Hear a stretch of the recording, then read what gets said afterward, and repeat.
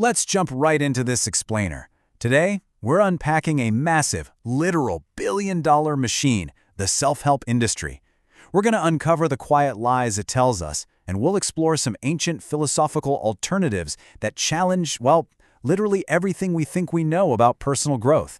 If you've ever felt totally overwhelmed by elaborate morning routines, endless productivity hacks, or just that constant nagging pressure to optimize your life, this is absolutely for you. So, the crucial point we have to start with is the quiet lie at the very center of the entire self-help industry. It's this underlying premise that you are not enough, that you are fundamentally broken. Just think about how these books and courses actually work in practice. Every single one begins the exact same way, right? By pointing out what's wrong with you.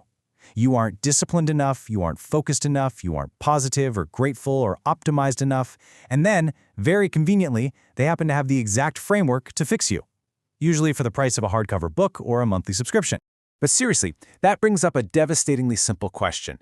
It's the one question nobody in that industry actually wants you to ask. If these systems and five-step processes really fix us, why do people keep buying more? Why is the industry exploding instead of shrinking? We have more people consuming more content about becoming better than ever before in human history. Yet paradoxically, the biggest consumers of self-help are so often the ones feeling the most inadequate. Okay, moving to our first major concept, the illusion of growth. We're looking at consumption versus actual transformation. Just look at the modern demands. I'm going to rattle these off real quick. Waking up earlier, meditating longer, journaling more consistently, optimizing morning routines, consuming more content. It's a lot. The industry takes this tiny grain of truth that habits actually do matter, and it builds this exhausting cathedral of personal failure right on top of it. They tell you that every struggle you face is a personal failing.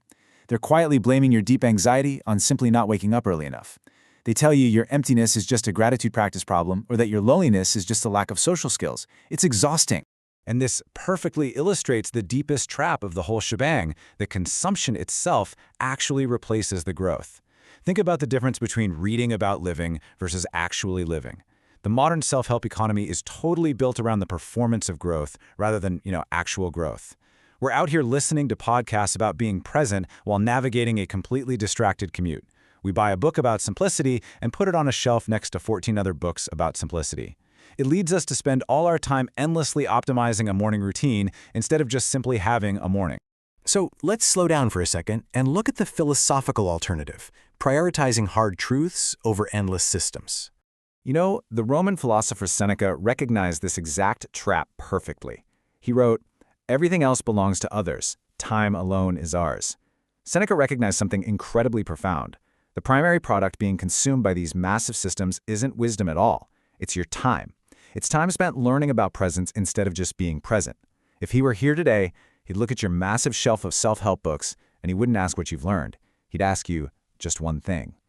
Have you actually changed? Building right on top of that, Epictetus gives us the really hard reality that real growth is uncomfortable. It's invisible, and it definitely doesn't come with an Instagram highlight reel or a 5-star review. He said, if you want to improve, be content to be thought foolish and stupid with regard to external things. Epictetus would probably call our modern obsession the most sophisticated form of self-deception available. You feel like you're growing because you're consuming content about growing, but real growth? That happens in silence, in difficulty, in the unglamorous moments literally nobody ever sees. And that brings us to a huge, massive blind spot. The ancient philosophers, they never stopped asking the larger questions, like what kind of society produces so much anxiety in the first place? Or what does it mean that millions of people feel completely empty despite having everything? What are we actually building here? These are questions the modern industry completely ignores, mainly because the answers might be bad for sales. If your problems are systemic, well, a $20 book about habits isn't going to fix them. Socrates asked these questions. Diogenes laughed at the entire premise and famously just went and lived in a jar. These ancient thinkers, they weren't trying to optimize you. Marcus Aurelius didn't offer some 5-step morning habit to transform your life. He offered a hard truth. He wrote, "You have power over your mind, not outside events." Now that is not a system. It's not a routine or a shiny product you can buy. It's a truth that is completely free, totally impossible to outsource, and requires you to actually sit with it. And the Buddha took a really similar stance. He didn't give us a 10-step certification program or a paid community membership to eliminate suffering. He essentially gave us just 2 words: stop clinging. Suffering comes from clinging, so stop.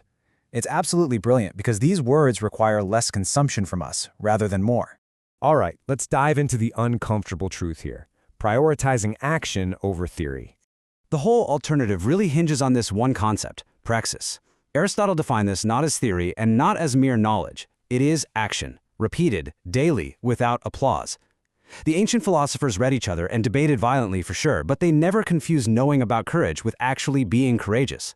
Praxis means stepping away from the theory and the unoptimized content and actually committing to the difficult, unglamorous work of becoming who you want to be. So how do we actually escape this trap? Ultimately, it boils down to a few simple but incredibly hard actions. It means rejecting the idea that you're broken and instead finding the courage to listen to your own life without a guarantee or an audience. Step 1. Sit quietly with your own life. Step 2. Ask honestly what you value and what you are actually doing. And hey, are they the same thing? Step 3.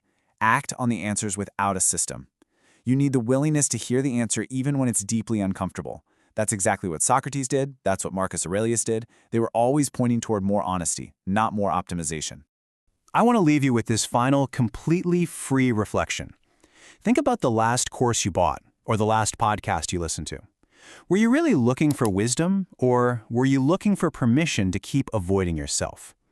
The honest conversation you know you need to have takes only 5 minutes of silence, no purchases required. And you know what? It might just be the only self-help that actually works.